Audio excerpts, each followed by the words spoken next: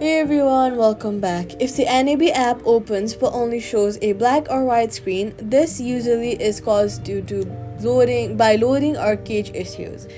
First, swipe up from the bottom of your screen, look for the app and fully close the app. Wait for a few seconds, then reopen it. If that does not work, restart your phone. Then head over to your app store, search for the NAB app, and then make sure that your app is updated to the latest version available.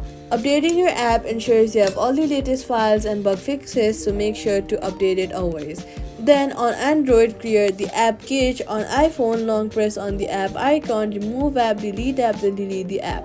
After deleting it, head over to your app store, search for the app and reinstall it from there. Once reinstalled, open the app again and log in. In most cases, the blank screen issues will be resolved, and that's it. Subscribe for more quick fixes.